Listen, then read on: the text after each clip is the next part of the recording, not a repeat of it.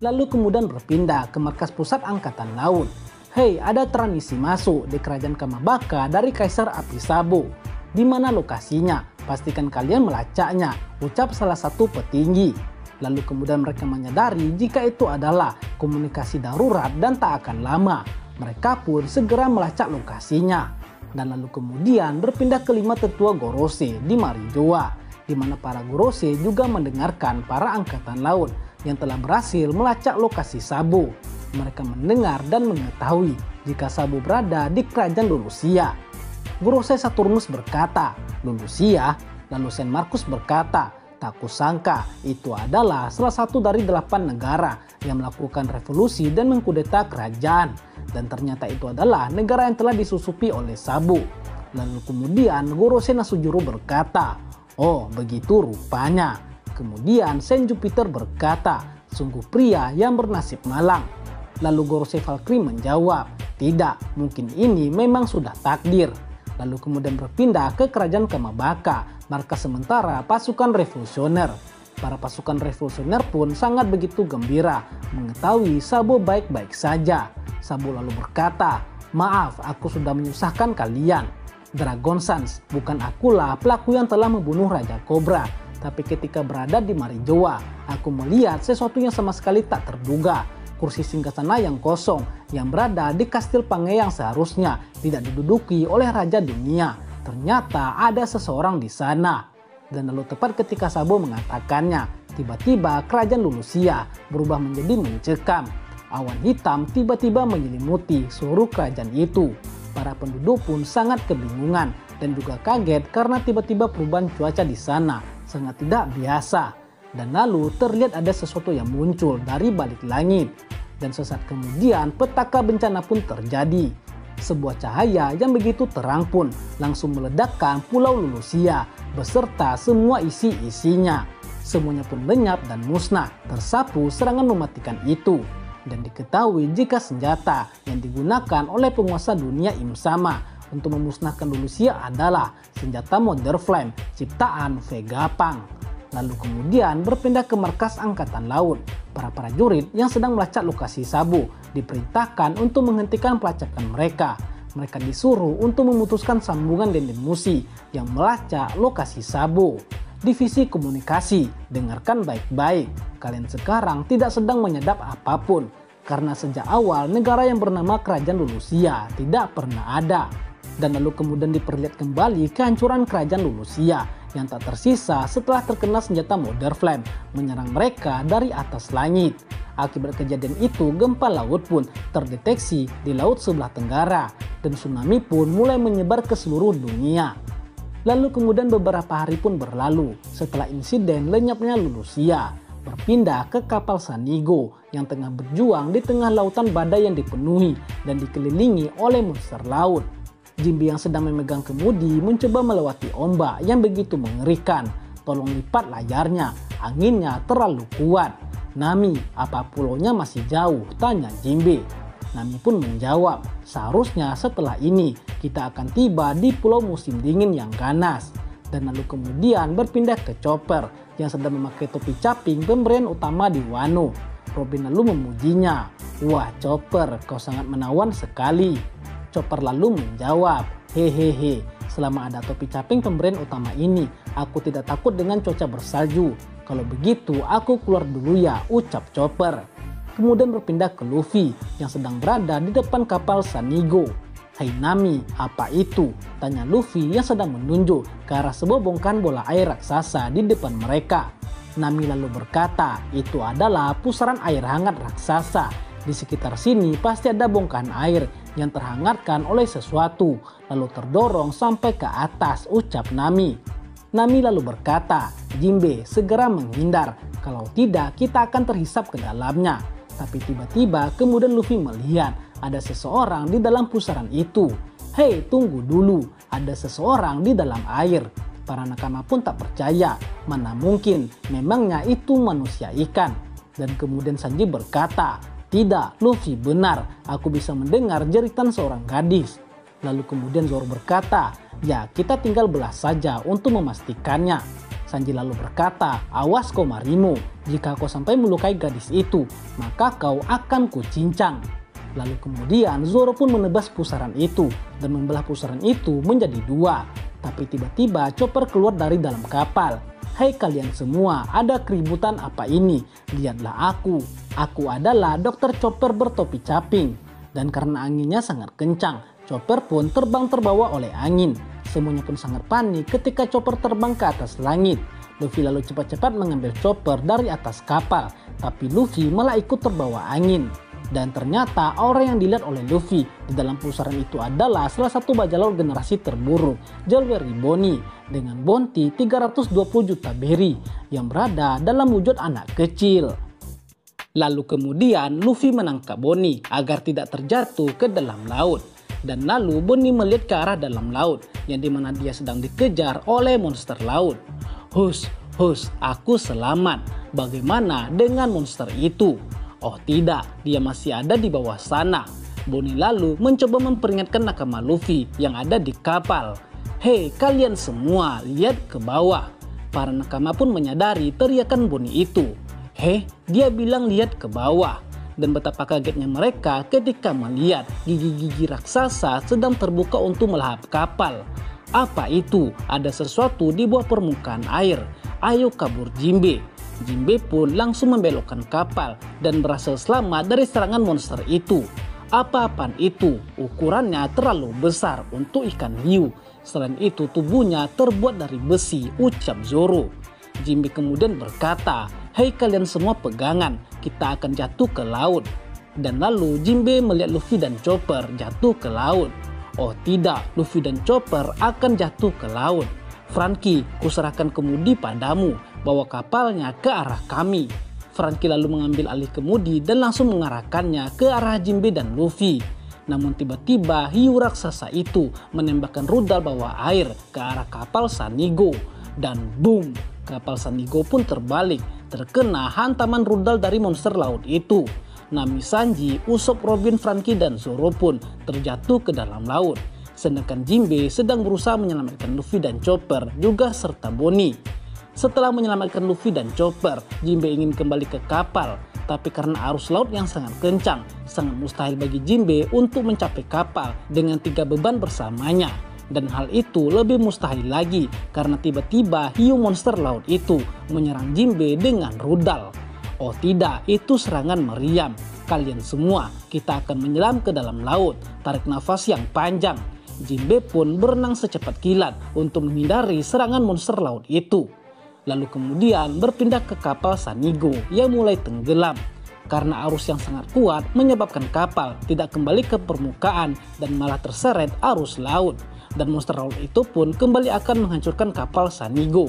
Tapi tepat ketika monster hiu itu akan menyerang, sebuah robot raksasa tiba-tiba muncul dan menghajar monster laut itu.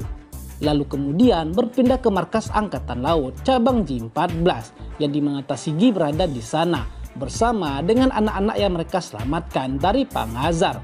Di sanalah Tashigi merawat mereka semua untuk mengembalikan ukuran tubuh mereka seperti semula dengan bantuan dari Dr. Vegapunk.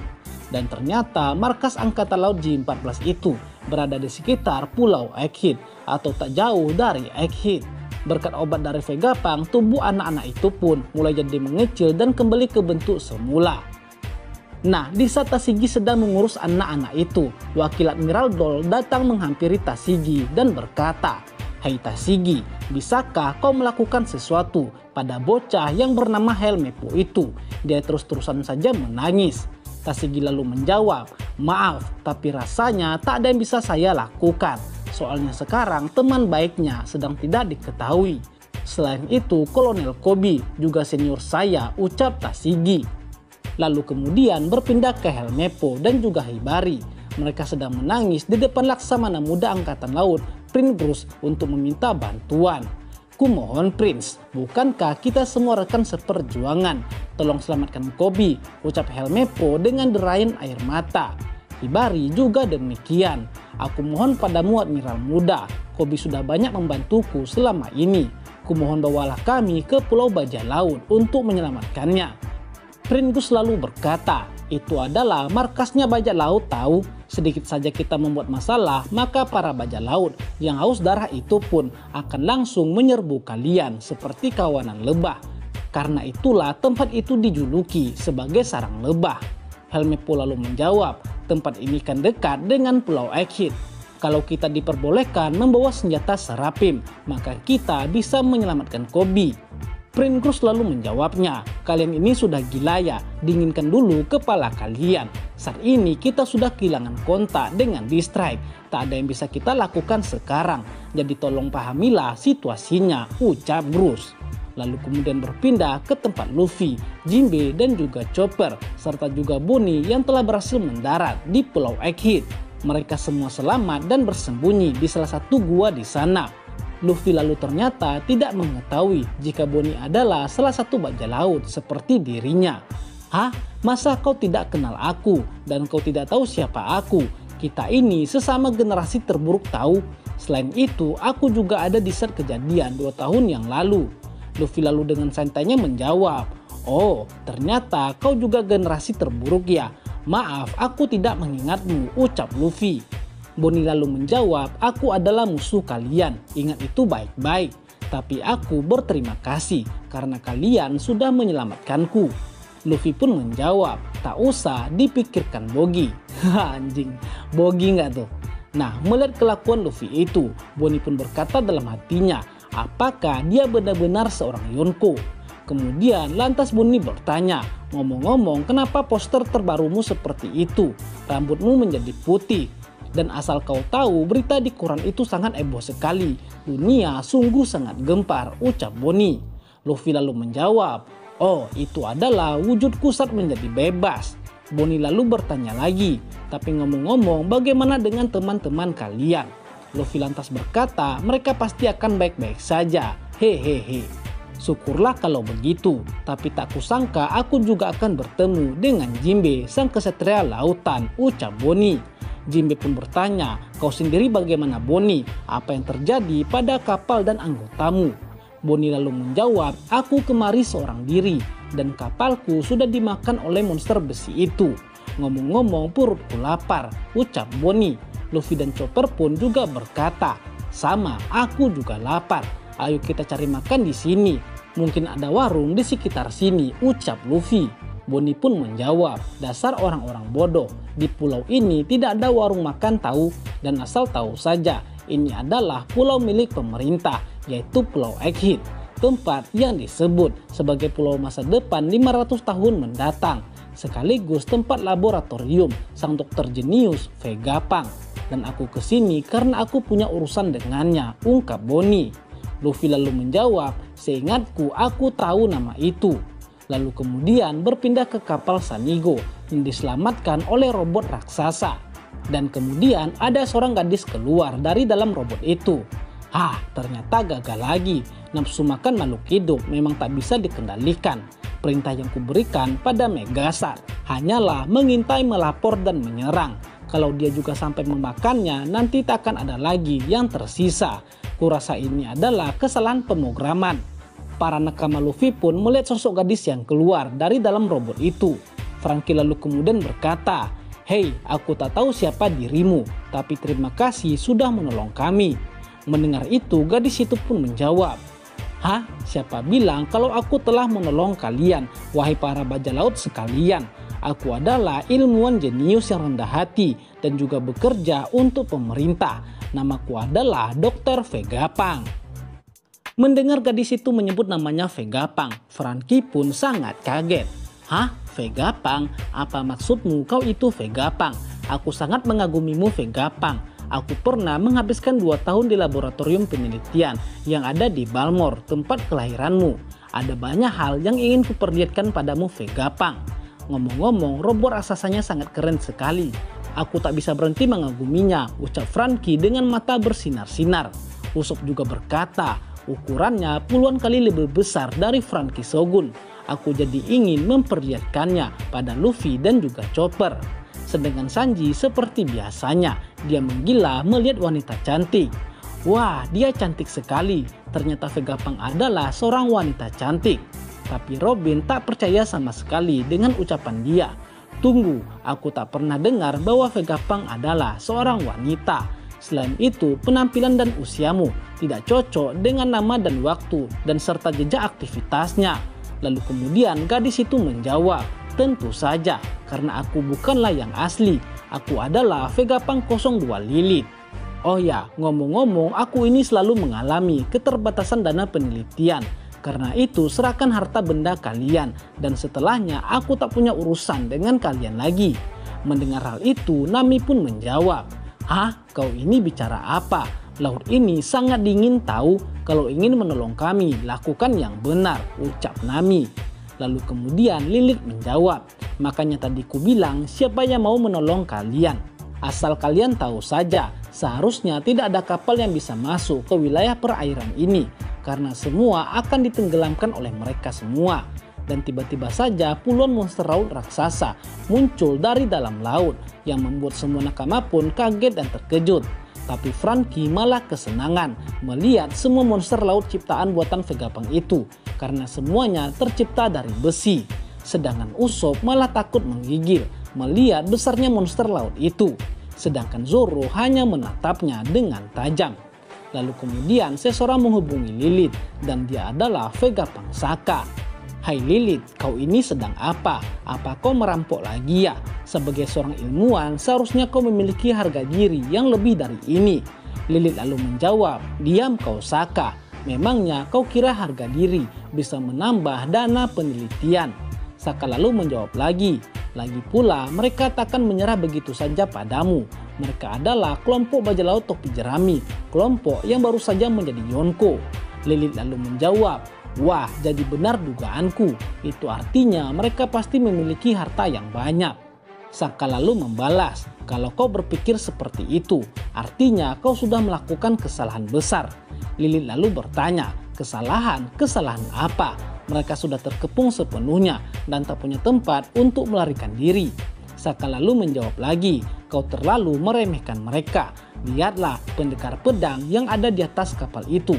Dia adalah Roronoa-Zoro, si pemburu bajak laut.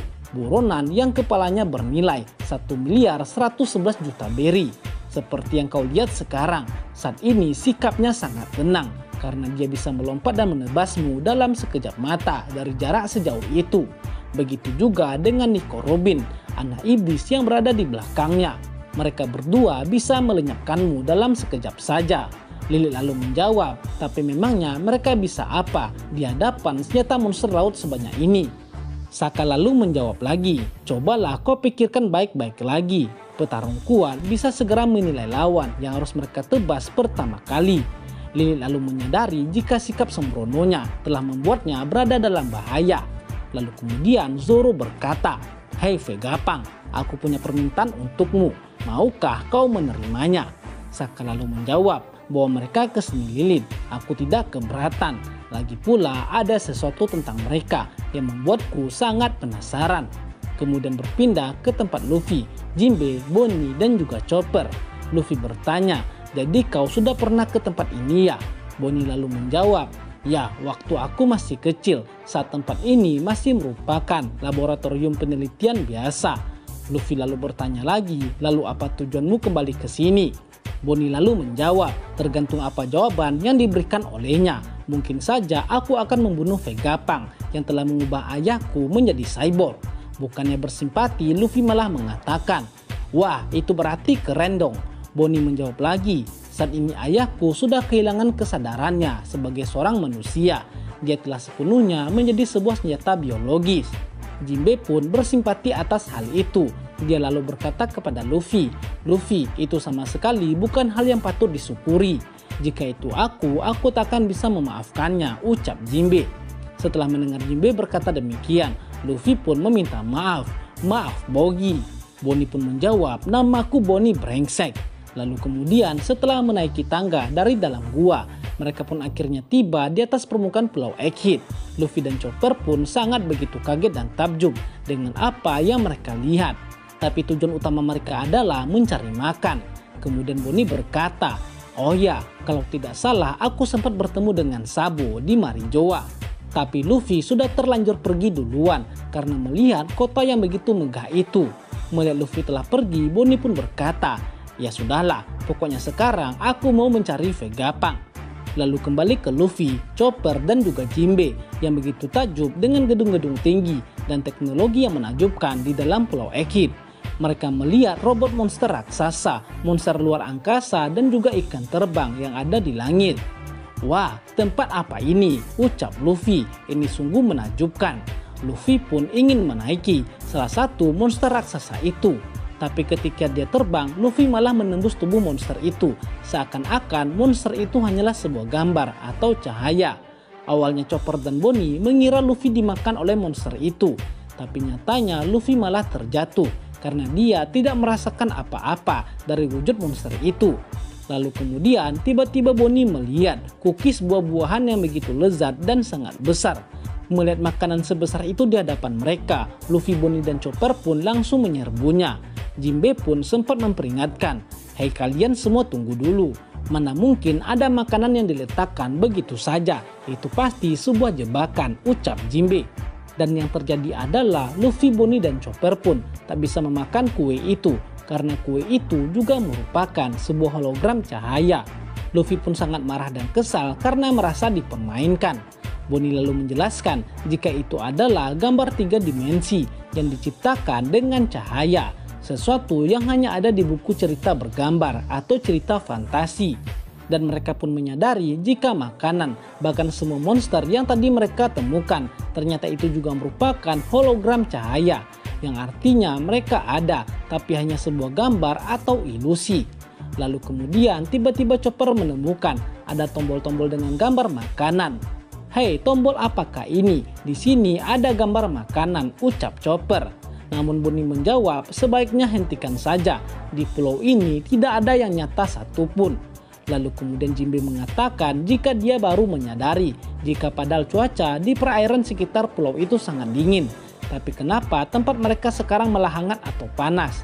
Dan lalu tiba-tiba datang Vegapunk Atlas dari kejauhan. Dia menjelaskan kepada Jinbe kalau benar ini adalah pulau musim dingin.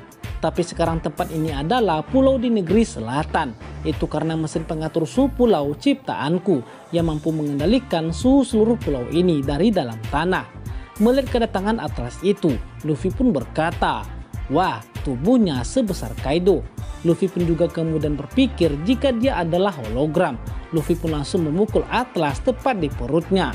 Tapi karena Atlas adalah asli atau nyata, dia pun langsung membalas Luffy dengan menghantam Luffy hingga sampai tersungkur. Bang! Dasar bocah kurang ajar. Luffy pun terpental mengenai mesin makanan otomatis. Dan lalu tiba-tiba sebuah hamburger pun muncul dari mesin makanan otomatis yang terkena tubuh Luffy. Melihat ada hamburger, Bonnie pun langsung mengambil dan langsung menyantapnya.